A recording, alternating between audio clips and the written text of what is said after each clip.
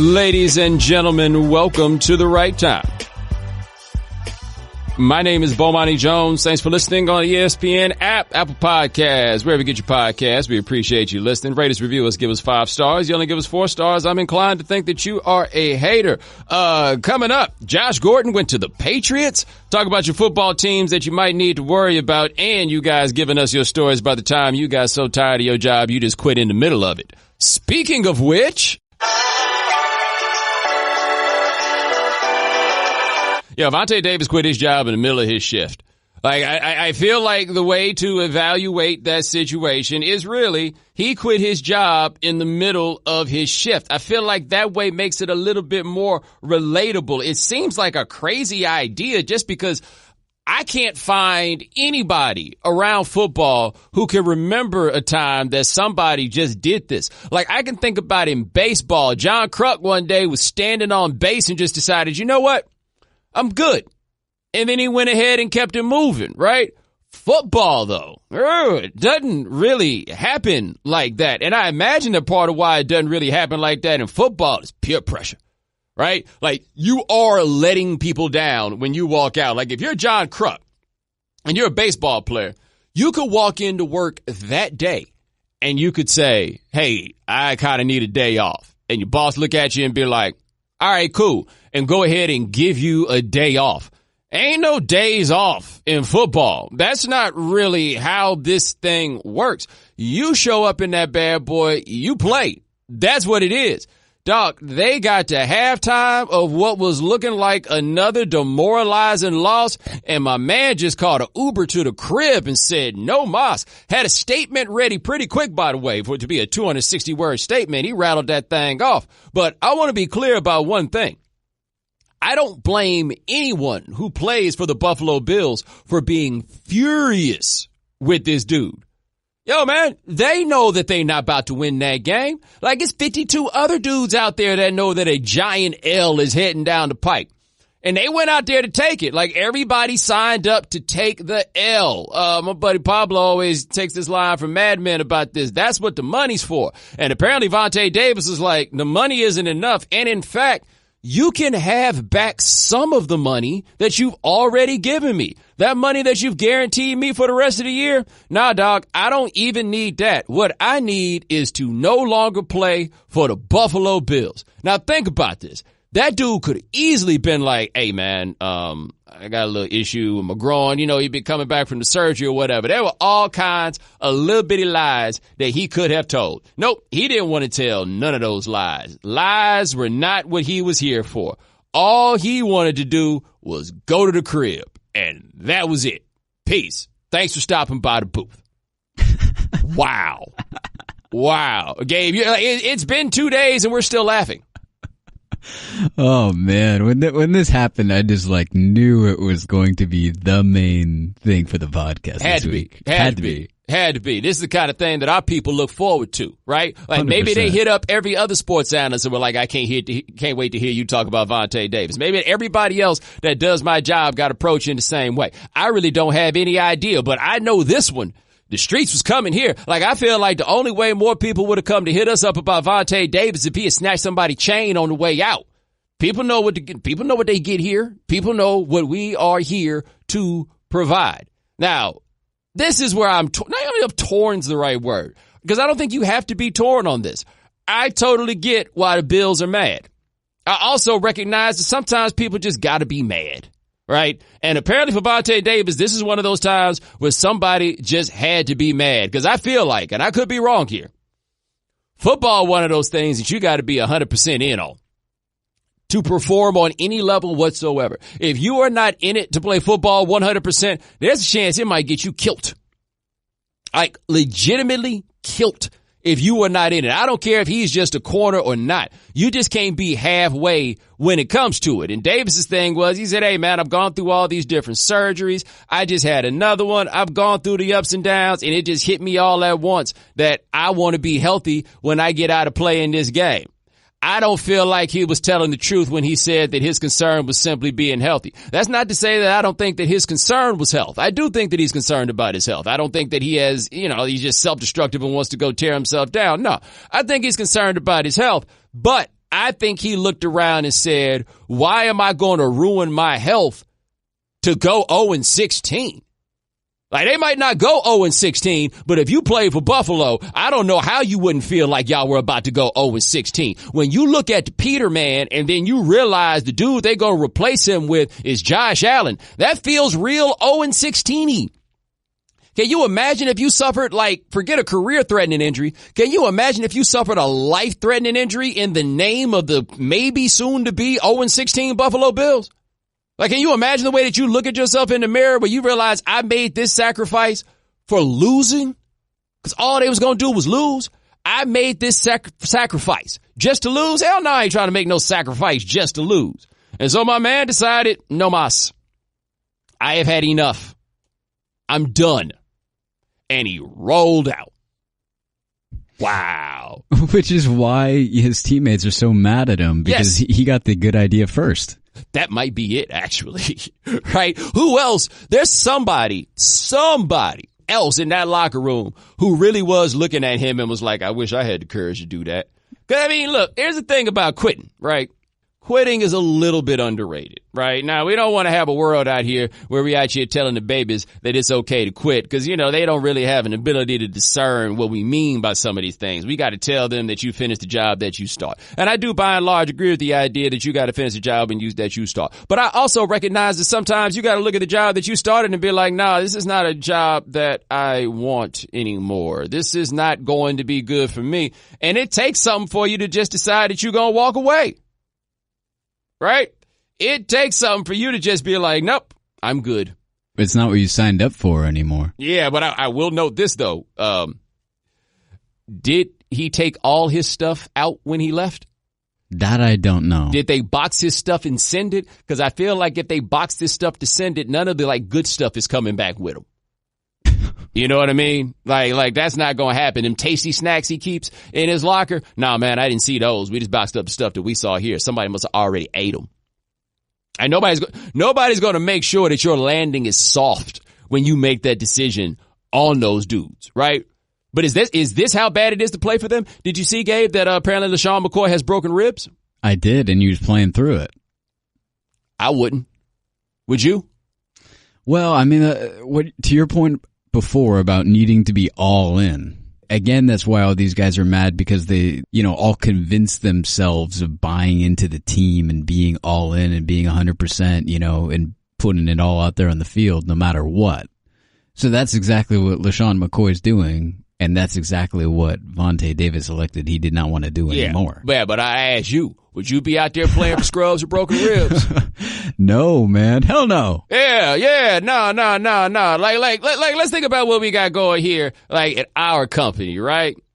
If the ratings drop to like 40,000 people watching a given show, and I found out that I wouldn't come here if this building had, I was about to say, find this building had asbestos. I would come here if this building had asbestos if we had 3 million viewers. But like, there is a level at which I'm like, yo, man, I ain't doing this.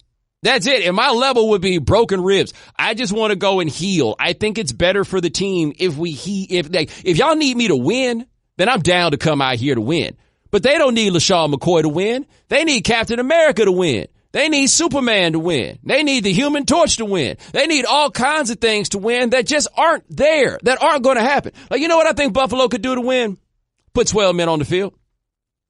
You think there's any way possible maybe that you can sneak a 12th man on the field? Because I feel like the mistake that people make when they try to do 12 men on the field is they always got the 12 men on the field right away. What if you waited a little bit, let the play develop a little bit, and then you like threw another deep safety out there and he's just back there to intercept the pass? You think anybody would notice until it was too late? Because I don't think they would. How about this? So you know how sometimes in basketball or sometimes in soccer, you know, they'll kick a ball or they'll make a pass and it'll like doink the ref right in the back of the head. Yes. Because he's just all up in the action, right? Why don't they just work something out with the ref so that he's, you know, waiting back there in the secondary and he just so happens to, you know, on a crossing route, oops, I'm right in the middle there. Good question.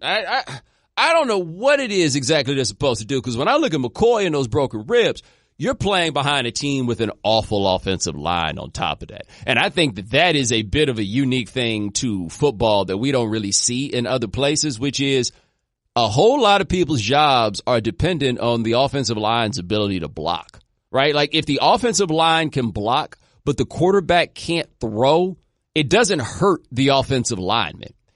If the quarterback has to drop back, forget about whether he's good or not, and the offensive line is bad, like I got to take that pain. I got to take those blows. If I'm McCoy and I'm getting the ball and there ain't no holes, I'm the one that's got to take those blows.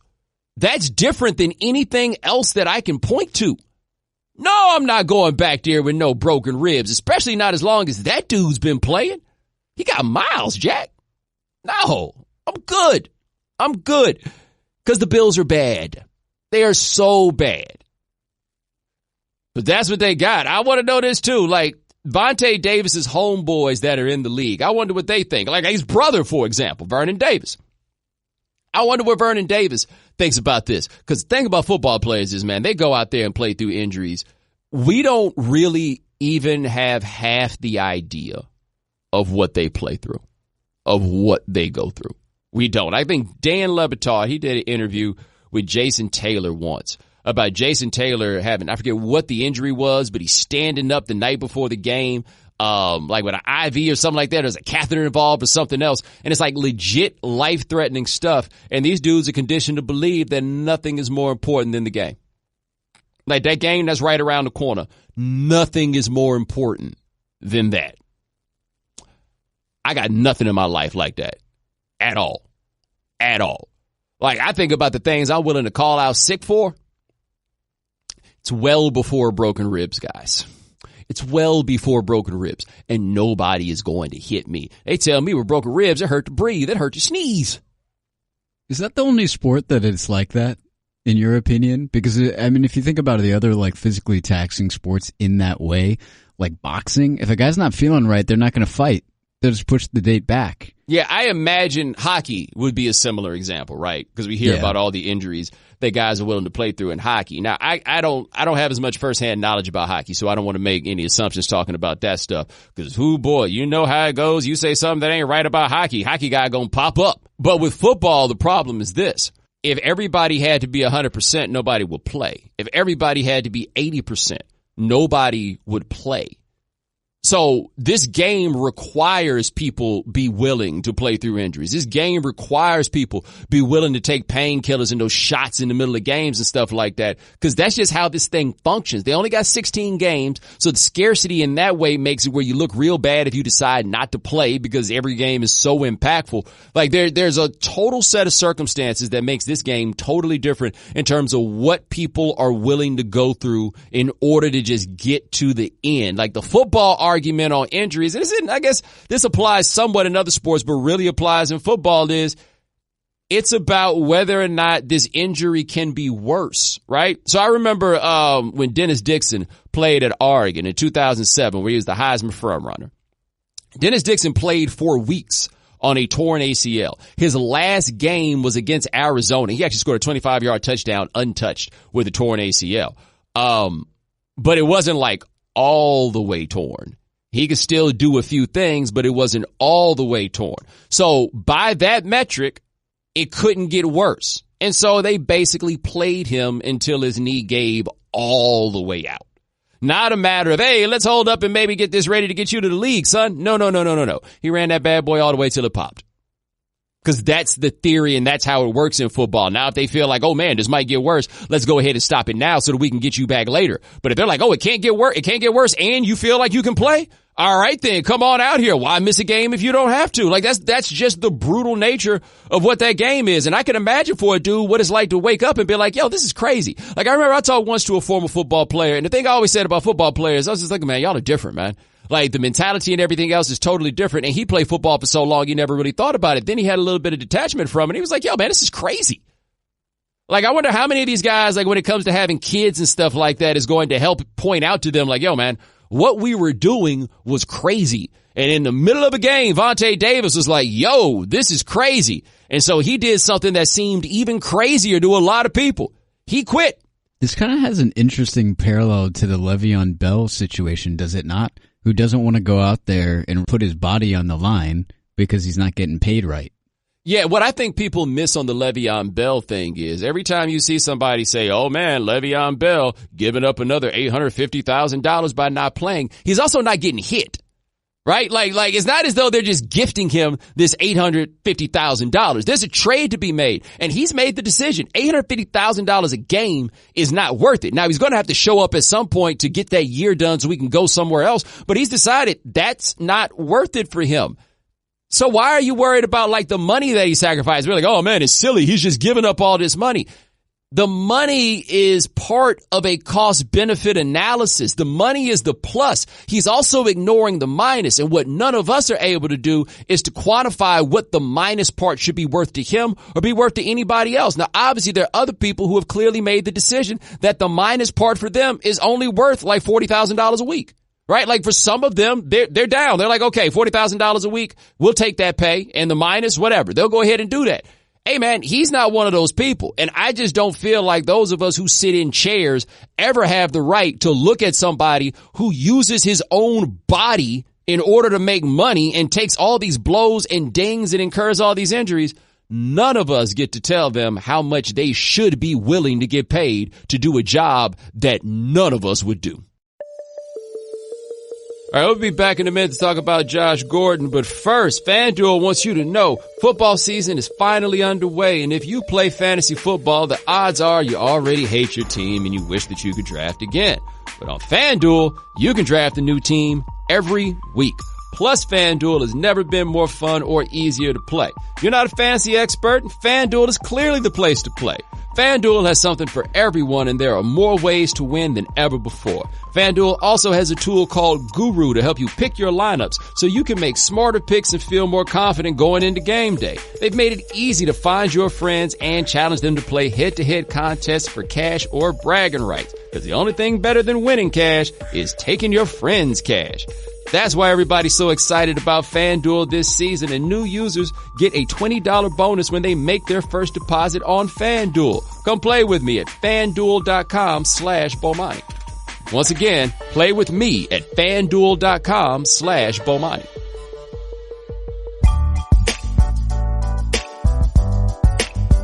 So Josh Gordon now plays for the New England Patriots. Gabe, as you might imagine, everybody that's ever heard me joke about the Patriots having all those white wide receivers has popped up and been like, see, they took Josh Gordon.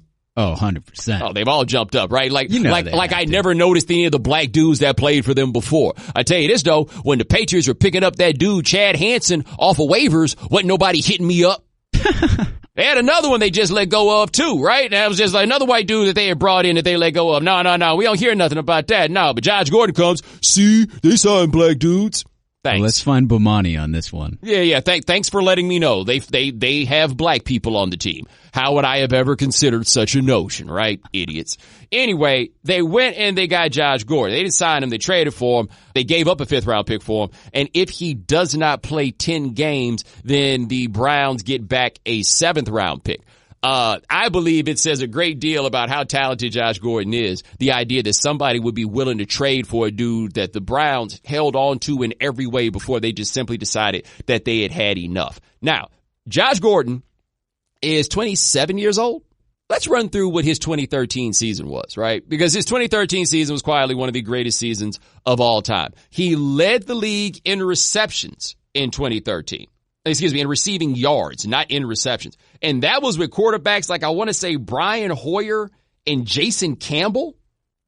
He was not out there playing with our best and our brightest, and he led the league in receiving yards. Like I've talked about Steve Smith before, but Steve Smith in 2008 led the league in receiving yards per game while playing on the team that had the fewest pass attempts in the league that year. Like, that is all kinds of incredible to be able to pull off, right? No question about it. That is all kinds of incredible to be able to pull off. Josh Gordon basically did the same type of thing. And, oh, by the way, led the league in receiving yards with those quarterbacks after missing 2 games due to suspension.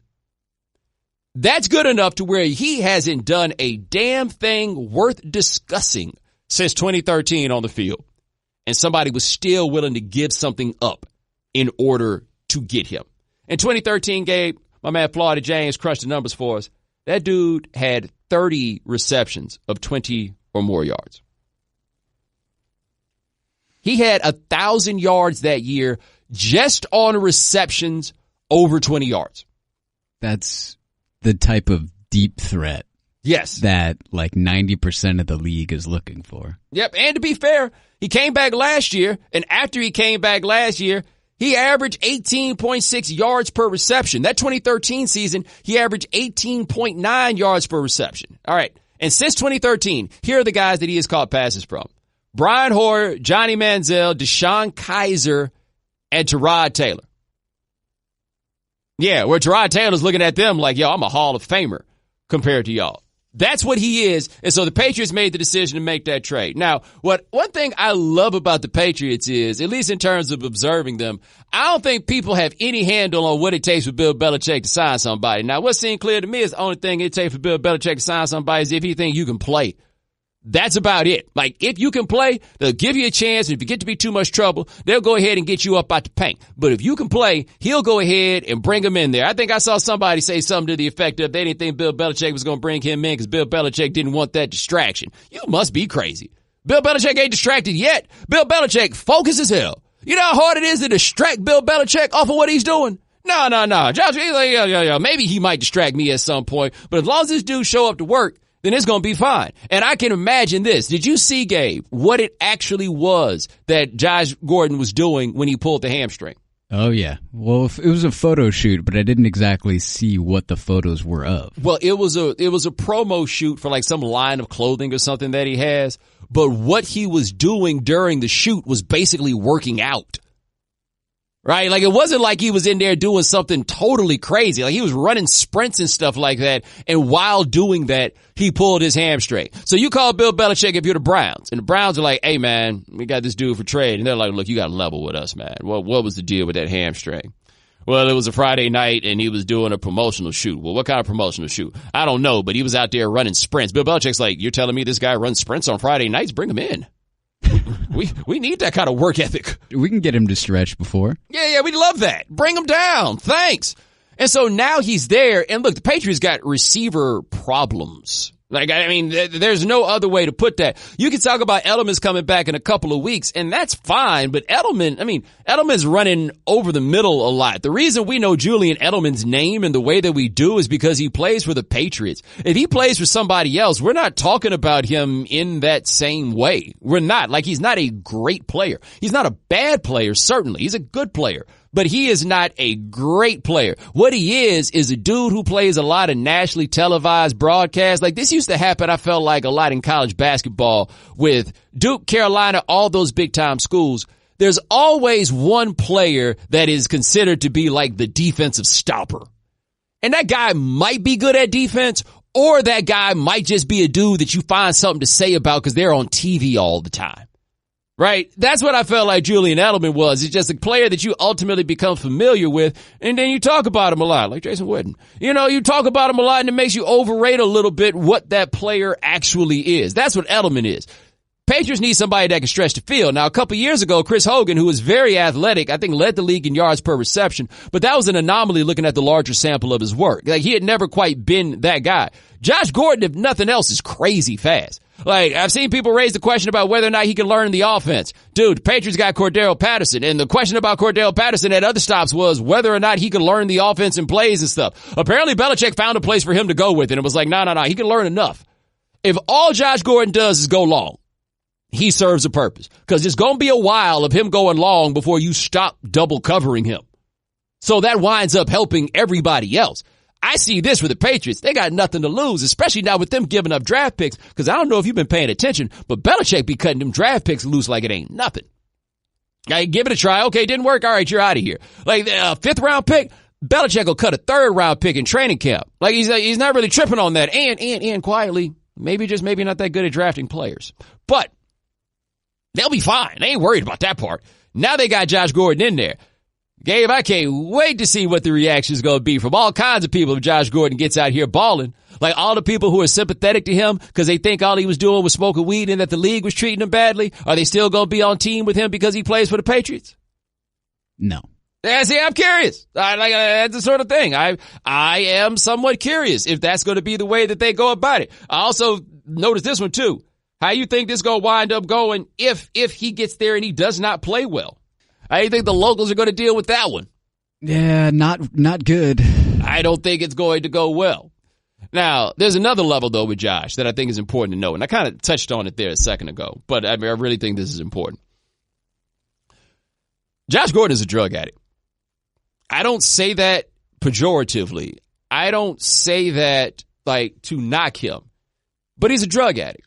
And the reason that I find it important to point out that he is a drug addict is that I think he became a cause celeb for a lot of people with regards to like the draconian NFL prohibition on marijuana. And I think that the NFL's prohibition on marijuana is not just silly, but also counterproductive and counterintuitive. But that doesn't really apply to Josh. Like, Josh has been pretty straight up since he's come back about where his problems are with drugs, and it ain't weed, right? Like, the weed isn't the one that's the problem. The codeine, that was a problem. The alcohol, that was a problem. Those are issues. Like, you are doing him a disservice if you lock in on this idea, well, they just suspended him for smoking weed. No. He's got bigger problems than that one. Gabe, he said that he had never played a game in the NFL where he wasn't drunk or high. Yeah, I mean, I think a lot of the people that want to kind of paint him as the weed smoker would like to think that someone cannot be successful if that's what they're up to. Yeah. You know, in their private lives. Right. But they need to understand, though, that he's a legitimate drug addict. And I think there's a measure of sympathy that should be afforded to a drug addict. 100%. But he's a drug addict. And drug addicts are not reliable. Right. Like, I think that there's a level of, not even sympathy, but a level of understanding that we would all like for people to show drug addicts until we the ones that's got to deal with the actual drug addict, right? Like, it's all fun and games till the drug addict steals from you, right? And you're not then like, oh, man, got to have a certain measure of patience. I didn't really need that $100 anyway, right? Show up, your TV ain't there. I got a partner, ever tell you about this? Got a partner in the city, let a dude live with him, and he thought the dude was smoking rocks, but he wasn't sure he was smoking rocks. Then he came home one day, and the TV was gone, but the dude was there. Yeah. TV was gone, the dude was there, and offered no explanation. His response was not to put his arm around him and say, look, man, I know you're going through some things. No, man, you got to get about the crib. Like, that's it. You got to go at that point. And that point may come for the Patriots, right? Like, they may ultimately do what the Browns did. The Browns looked up and just said, look, for us, this is no longer worth the trouble, and then move on. And I hope that that does not happen with the Patriots. But I also hope that the Patriots have infrastructure in place for them to understand that this is maybe, just maybe, what is going to come to with him. That they're dealing with somebody who has some real problems to deal with. And they're going to need to give them some help with it. Because say what you want about the Browns, but I feel like the Browns demonstrated an absolute willingness to work with Josh on the things that weren't going well for him. Right? I think that they demonstrated that they were absolutely 100% down to work through his problems with him. When he came back to camp and he said, look, man, it's too much. I can't handle it right now. They let him go back to the house. When he came back late in camp, they let him play in the first game. I think that they have shown that they were willing and that they were patient. And then even then, they ran out of patience in the end. And that team needs him more than the Patriots do. And they just decided they couldn't do it anymore. And so if they're going to get to a place where they decide that they can't do it anymore, then the Patriots may wind up in the same place where they decide that they can't do it anymore. And if that happens, me personally, I got no judgment on Josh for that. I got no judgment on the Patriots for that, because I do feel like, hey, man, this dude doesn't want it to be this way any more than I do. This dude doesn't want to be strung out on dope. Like, who wants that? Who wants to feel so dependent on something else in that way? Nobody wants to be in the place that Josh Gordon has been in. Nobody does. So I hope it works for him. I also admit that I hope it works for him for the same reason I think that a lot of people in media wanted to work for him, which is, if you've ever talked to him, you root for him.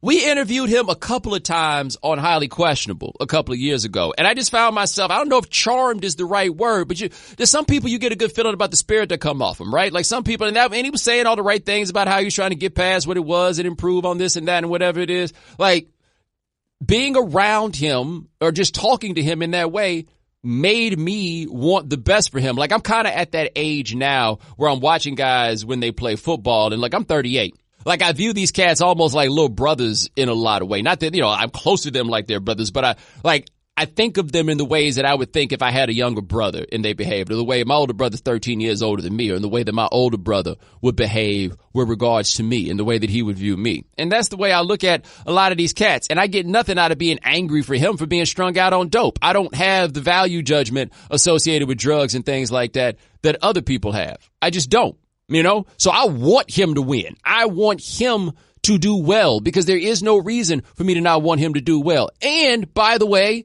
every drug addict who does well, that's one less drug addict who might steal your TV. Root for your TV, if nothing else, right? Just root for your TV, if that's the thing that you need, right? So let's see how it goes. Let's see, ultimately what happens. But please, I don't care what assumption you thought was going to happen, man. Don't be coming out here with some "I told you so" if it doesn't work. Don't. And the reason I say that is I just don't know what that's going to do to benefit anybody. It's a very easy thing to do, and everybody likes to be right. But as much as you like to be right, Josh Gordon probably dislikes being a drug addict just that much. All right, guys. NFL season. A lot of teams are 0-2. This is the nature of it now. And I'm going to go through this league and tell you which of you guys that are 0-2 should be the most worried. Oh, by the way, just so you know, Florida James with data since 1990. I believe that's when the playoffs expanded when they added wildcard teams. 28 of the 231 teams who have started 0-2 have made the playoffs. That's it. All right. Now, who's 0-2 out here? Buffalo. We don't laugh at Buffalo so much. I don't even know if we need to keep doing that. Gabe, should we consider Pittsburgh to be 0-2? Because I kind of feel like tying the Browns makes you 0-2. Yeah. We didn't talk about the whole tie thing just yet. But there's really the thing about the tying here for these teams is that they get absolutely nothing out of it because everything is dependent on wins and losses. Whereas like in other leagues where you have ties like hockey or like in soccer, you get a point for that. Yes and no. Did you know this about the way the NFL does ties, Gabe? A tie is considered to be half a win. I did not know that. Yeah, crazy, Learn right? Something new every day. Yeah, they consider a tie to be half a win. I don't, when it gets to the end, I guess they'll figure out exactly how to do it. But my thing with Pittsburgh on this is they seem to have a chemistry disaster going on there, top to bottom. Like everything is out of hand. I've never been one of these guys that buys into this idea of Mike Tomlin as cheerleader and and he can't keep the team together. I mean, he's been there for a long time, but the team by and large is held together. It looks shaky now, though. Right now, of course, a lot of this gets fixed if they just win a couple of games. They looked bad on defense, but I'm not sure there's anything particularly embarrassing at this point to losing to the Chiefs. Not as good as the Chiefs look. So, I mean, their thing's a little shaky there. By the same token, I don't know if I consider the Browns to be 0-2 because a tie for them feels like a win. The Texans, 0-2 over there. And look, I've said this before. I'm going to say this again. I'm not sold on Deshaun Watson yet. Not that I think he's bad or that they have a problem at quarterback necessarily, but I don't know if they necessarily have a guy they can lean on, and I absolutely know they don't have a guy with a strong arm. That I know for a fact. Now, they have a receiver who has demonstrated an ability to catch passes from literally anybody with an arm. That's what Hopkins is business. Hopkins, same way we talk about Josh Gordon that year and catching the balls from all them scrubs, Hopkins has basically done that his entire career. But also this is make or break for O'Brien. And on top of it being make or break for O'Brien, JJ Watt might be done. It's fair to ask the question whether or not JJ Watt is as a dominating pass rusher. In something like his last 9 games, I want to say JJ Watt has a sack. A single sack. Yeah. Okay. That's not good. So we got them in the 0-2 wagon. How about them Raiders, Gabe? Did you see where John Gruden said they got to figure out a way to get some pressure on the quarterback? I think my favorite part about all of that was just the camera kind of angle on him at the end of the broadcast where he was doing the Chucky mug. Yes. And it was just slowly zooming in on him. Yes. I don't know if are you a Curb Your Enthusiasm guy? I am not. Okay. So at the end of this show, it's a Larry David show. A lot of times it like ends in some like awkward moment, some funny moment, and the person's making a face like that, and it just the camera just zooms in on their face while they're playing some sort of like carnival music in the background. And it was just one of those moments to me. I was like, the joke is on you, Gruden. Yes. Did you see the video that the athletic punter posted? Oh, I did. With the Chucky doll and all the dollars on it. Oh boy. That was so strange, by the way. What was he doing up there? I don't know. And then it just ended, right? Like the idea that he had this in drafts waiting for this game to come, right? And he just, I could like, as I watched it, I was like, what in the world? And then it took me a second to register because I'd forgotten about the whole Chucky thing. Cause talk about an antiquated reference. But I was like, oh my God, what in the world are you doing? But they're bad. And see, the thing that should worry the Raiders is you can talk all you want to me about Derek Carr and his completion percentage in that game. And his completion percentage in that game was, of course, very high. But it still seemed to be classic Derek Carr. First you get the dink, then you get the dunk, right? Lots of dinking and dunk. I mean, 29 for 32, but for only 288 yards? Like, that's all you had? A running game that did not produce a rush of longer than 11 yards. Like, these are things I believe to be concerned about if you're the Raiders. Like, this just does not look like a good team. And John Gruden isn't exactly the guy that's built to deal with a team that maybe isn't that good. And they're the worst kind of not good. They're not good and they're old. Like, when you got a young team and they're not good, at least you feel like you're building for the future. John Gruden has the oldest team in the NFL since, I want to say, the 2004 Tampa Bay Buccaneers. Gabe, you want to guess who coached that team? Chucky. That would be correct. There's nothing to look forward to when it comes to that. And, of course, him trying to tell it they may need to call up some more blitzes so that they could get a pass rush. Or maybe keep that menace that we saw playing in the Bears-Seahawks game. But, I mean, hey, man, some guys don't enjoy having menaces on their defense. Like, I tell you this, if John Gruden had to play against Khalil Mack more, I bet he'd think a lot more of him than he did having him play for him. Now moving to the NFC. 0-2 Giants. And it's all their fault. Saquon Barkley, you may wind up being the best running back of your generation. It is entirely possible.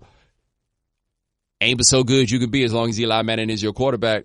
Like, we had every indication here that they needed to go get another quarterback. They did not go get another quarterback. So far, through 2 games, they have 2 offensive touchdowns. Now, they went and the second one, by the way, was late in that game in Dallas after that thing had been decided. The first one was that big play Saquon Barkley had for like 68 yards in week 1. But think about this. Florida James again with the research. In the first 2 games last year, the Giants scored 13 points. This year, they scored 28, so improvement. Last year, 1 offensive touchdown in the first 2 games. This year, 2. Improvement. This year, 3.7 yards per rush. Last year, 3.2 yards per rush. Improvement. This year, 37.6 total QBR. Last year, 25.8. Improvement. Like, they are improving to not being good. Like, where they are improving to, look, man, they need a new quarterback. They have not had, honestly, I don't think that the Giants have had a truly elite quarterback my whole life. I'm 38 years old. Like, Phil Simms had that Super Bowl and he was really good, but Phil Simms wasn't like an elite quarterback. None of the guys since Phil Simms, I don't think, will qualify as being elite quarterbacks. And this is the 15th year of Eli Manning, and they've got 2 Super Bowls, but he was not an elite quarterback. In fact, I would argue that Eli Manning is a testament to the idea that maybe people overinvest in quarterbacks because you can win a Super Bowl with Eli Manning as your quarterback. The problem now is this version of Eli Manning, I don't know what you can win with him. But they made the decision to go ahead and ride that thing out. They folded last year when they benched him, which they probably should have done. And then everybody got so offended, then they brought him back. And then in the name of Eli, because he'd been such a good soldier or whatever, they decided, sure, we'll give you another year with this win now roster. But the roster can't win now because Eli Manning is the quarterback. Like, they went and got a running back because they wanted to win now with Eli Manning. You can't win now with Eli Manning. He's not good enough for you to win now. They made that call. The Lions are 0-2 with their head coach, who was a defensive coordinator of a bad defense last year.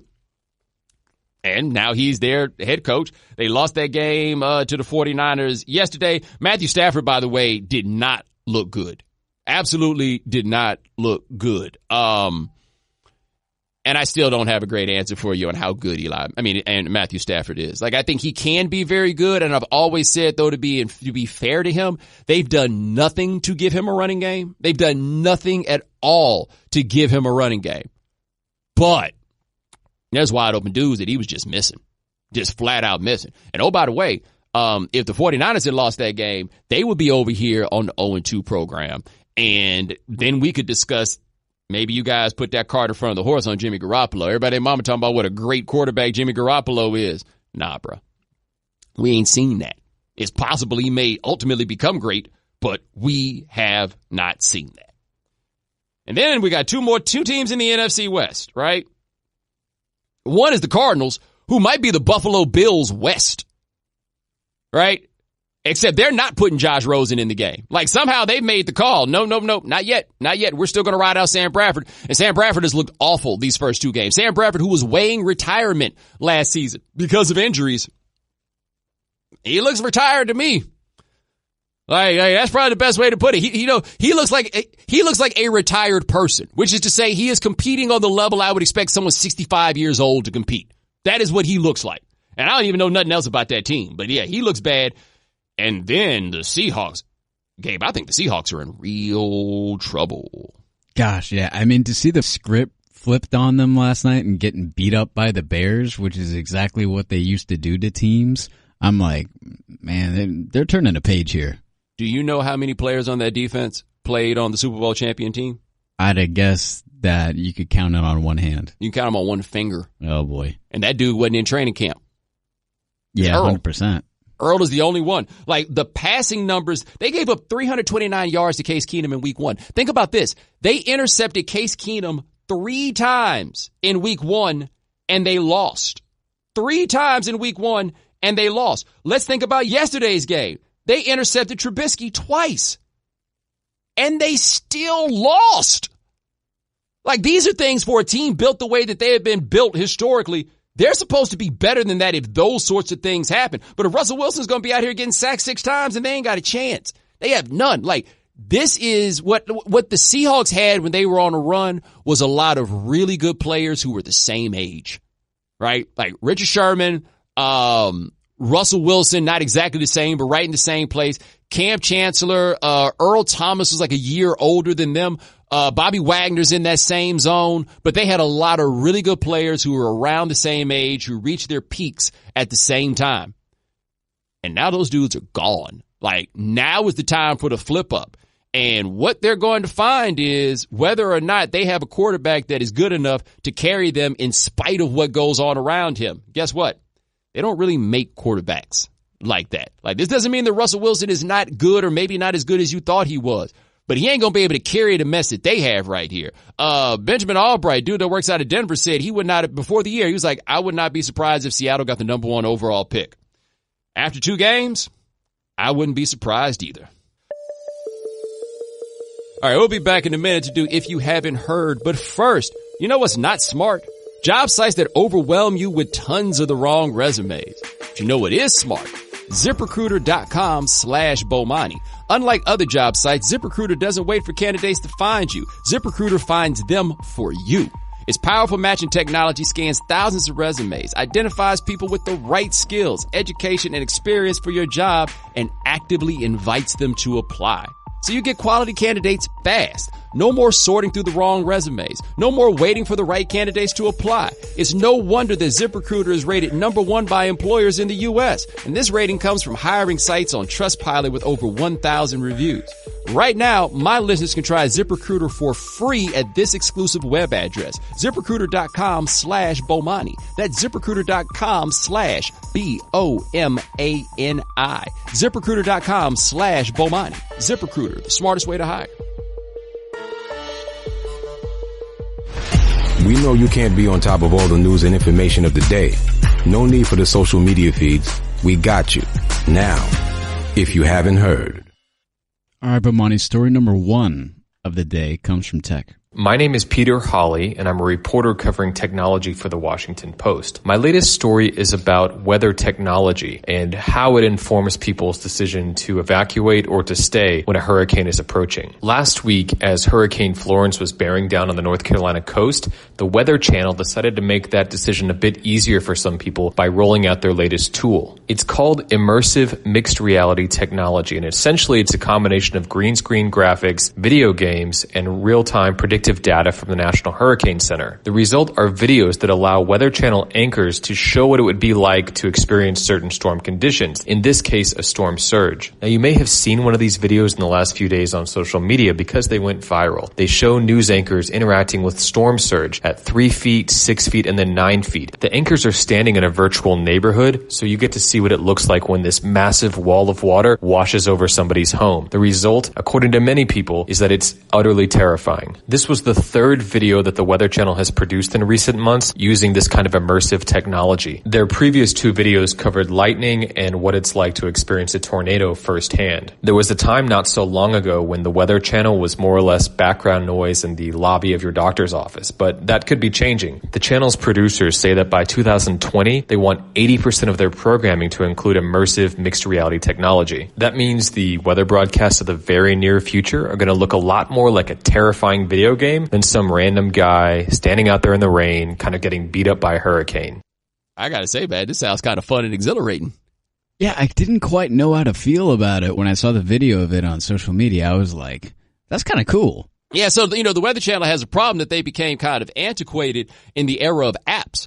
Like, it wasn't that long ago that the Weather Channel was on more cable dials or more cable sets than any other channel, because it was the one thing that everybody had an argument for needing. Like, I remember being a kid, and before you make the road trip, you get up and you turn on the Weather Channel. That's not the game anymore, right? You just go to the phone, and the company has moved a lot of their emphasis over to doing that kind of stuff. And I also know that they tried to become the Weather Channel, like, in the way that like the Travel Channel, like they wanted to give you experiences, and so they're doing like documentaries on like weather catastrophes and stuff like that. But hey, man, if you can give me like some legitimate science fiction thriller stuff, yeah, I'm here for it. I'll give it a check. The interesting part that I found about it was just kind of how it's serving as like a warning to people in those communities where it's like, no, you need to get out. Yeah. You're not going to be able to, hold this one out. You're going to be under like 9 feet of water. Yeah. That ain't right. But the problem always is that it just ain't as easy to get out as people want it to be. 100%, right? Which was the story with Katrina, right? Yep. Well, the thing with Katrina was they made it through the storm, then the levees broke. Indeed. Story number 2 of the day comes from Science. Hi, my name is Lauren Gresh, and I am a science reporter for The Verge. So a couple of weeks ago, NASA and Russia's state space corporation, Roscosmos, noticed that pressurized air was leaking from the International Space Station. It was a very small leak, so they didn't even notify the crew, who were sleeping at the time. But the next day, the crew woke up and found the leak, which was coming from a small hole in one of the visiting Soyuz capsules. Those are the Russian spacecraft that the astronauts take to get to and from the station. At first, Roscosmos thought it might have been caused by a small meteorite that hits the Soyuz, but after looking at it more closely, they now suspect it was made by a drill of some kind. And the head of Roscosmos said they were considering all scenarios for how it got there. Perhaps it was made by some worker on the ground, or maybe it was made in space. Well, since then, the theory of astronaut sabotage has spread like wildfire in Russian media. One paper cited sources from Roscosmos that claim they're considering the possibility that a NASA astronaut drilled the hole to force an evacuation to Earth for a sick crew member. And then NASA basically had to put out a statement to squash all of those rumors. Russia continues to investigate, though, and we still don't know where the hole came from. All I'm saying is this. I understand where they were coming from on that, but if there's a leak in the space station, wake me up. Let's fix this right now. Right? I don't know what I need. Y'all ain't got no electrical tape around there nowhere, no duct tape? We still don't know where the leak came from. Yeah. What? How does that work? No. We need air, buddy.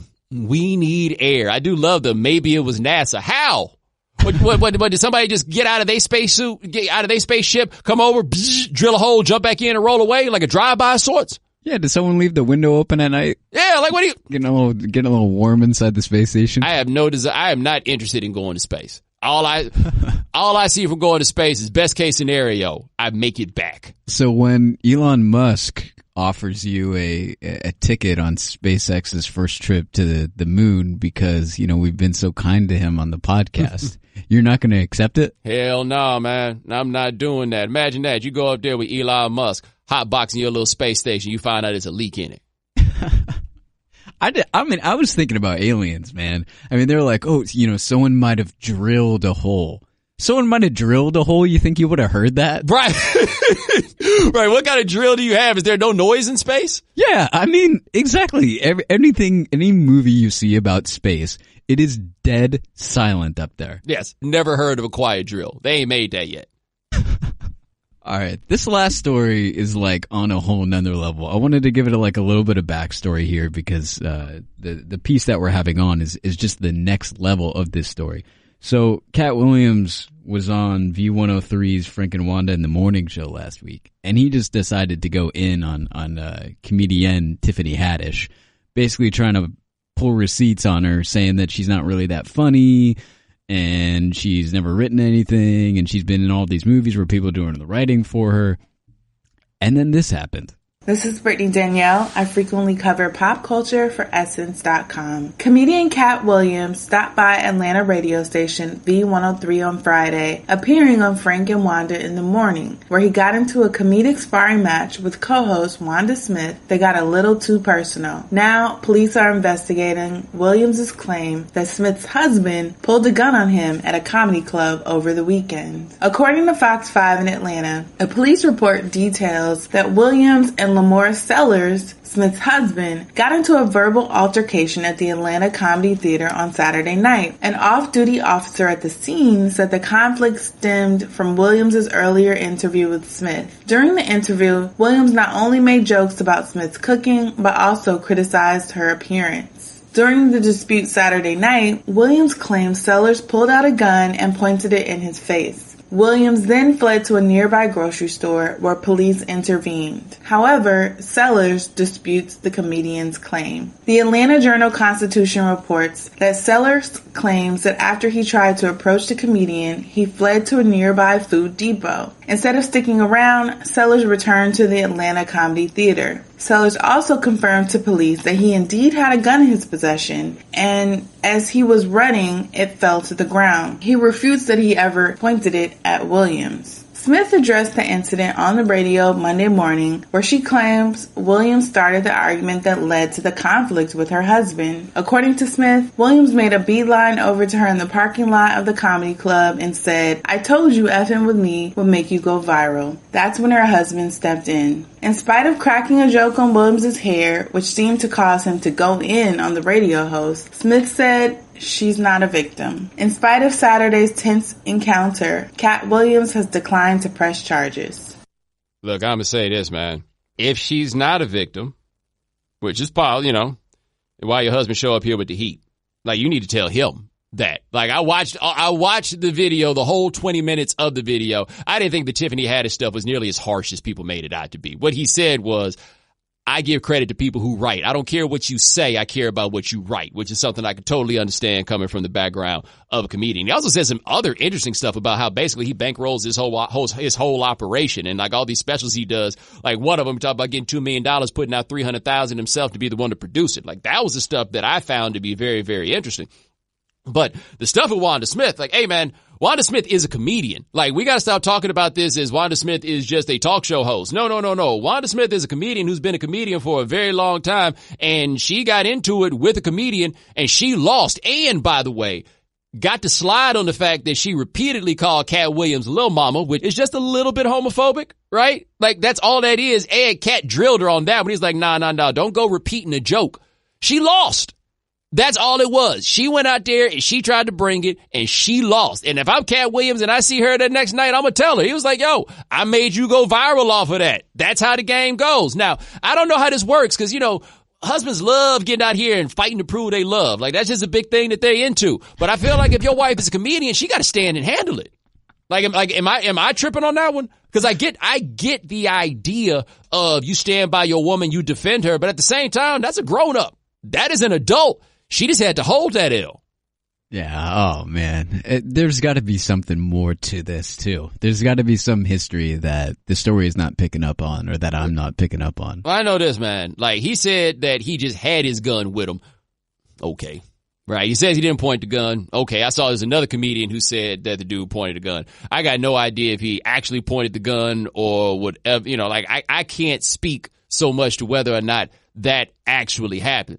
But man, that's a bad look for Wanda Smith. Like, it is just a bad look. All she had to do was take that L. She was on the radio yesterday explaining how wrong Cat Williams was. And most people who watched it were not like, damn, Cat Williams is wrong. It was just like, yo, you caught this L. Sometimes you just got to hold it. Like, that's the thing that you have to do at times, is you got to hold it. And also shout out to Cat Williams, who apparently, when the gun came out, ran away. Hey, man, pride. Overrated, dog. What I didn't get, though, is that they said Cat Williams' security also ran away. And I'm like, if my security just gonna run away with me, I shouldn't be paying him so much. Yeah, what am I paying you for? Yeah, like, sorry. Unfortunately, sir, your job is to disarm this guy. Diffuse the situation. I run, you stay.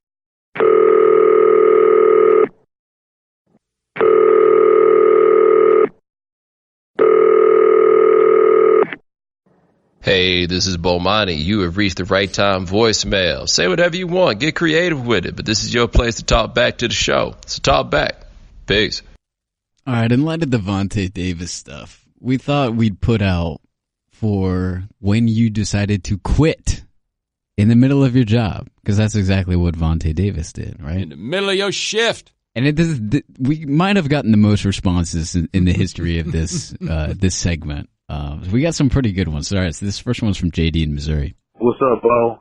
JD from Missouri. Probably like 2011. Started this job, was fresh out of college, looking for some work. So I started a job as a bill collector. And the first red flag of this job was you had to clock in within like a 5-minute window. So you couldn't come to work a little bit early or anything. Like, you couldn't even enter the building. So I'm like, okay, that's cool, you know, standard workplace stuff. But it was ran by military guys. So even your lunch break couldn't be a little bit early, couldn't be any wiggle room. It was like 5 minutes on, like a 5-minute catch window. So I'm doing this job and you're calling people and you're getting hung up in your face. We're just real shoddy work. But I got one last phone call this one day of calling like an 86-year-old woman. She could barely even talk. And my manager was like on the phone, like listening. So after the call, you know, I kind of just read my spiel, gave her a pass and moved on. So my manager called me in the office afterwards like, man, you really should have drilled her. We really could have got that money out of her.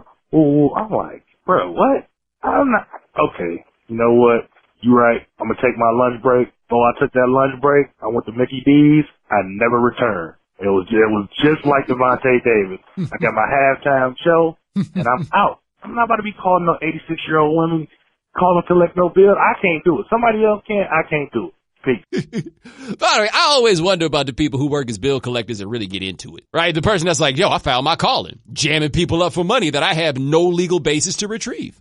Yeah, especially because day in and day out, the different types of people you call are going to be from all walks of life, right? So like this guy decided he had had enough after having called like an 80-year-old woman. Yes. But, yeah, so who do you think you're going to call tomorrow? There's probably a bunch of old people who have unpaid bills, right? I tell you this, I remember one time a bill collector called my daddy about some bill. He decided he just wasn't going to pay anymore. It was on a cell phone. He couldn't get reception at the house. And so, you know, he called back the company and they were like, sorry, you got to pay out the contract. And he just said, whatever. And that bill collector called my dad. My dad said, look, I know you're just doing your job, but I'm going to tell you now, I'm never giving you a dime. They never called again. There's a common theme to a lot of these stories, as you can imagine. This next guy didn't give his name, but here he is. Hey, Bomani. So one time I got a job as a dishwasher in a fancy restaurant. I'd never worked in food service before, but I figured, you know, I could do it okay.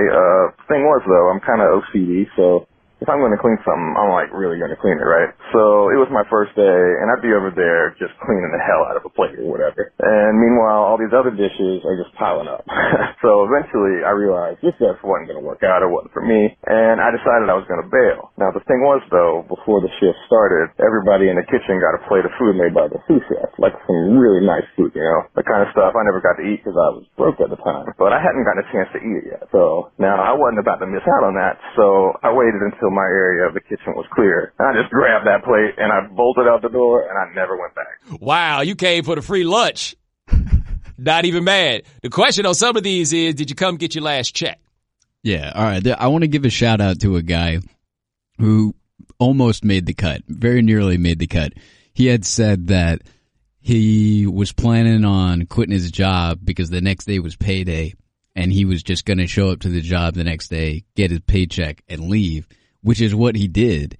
He went straight to the grocery store, was getting groceries. His boss called him and was like, yo, man, where you at? He's like, I'm done. That's it. He hangs up.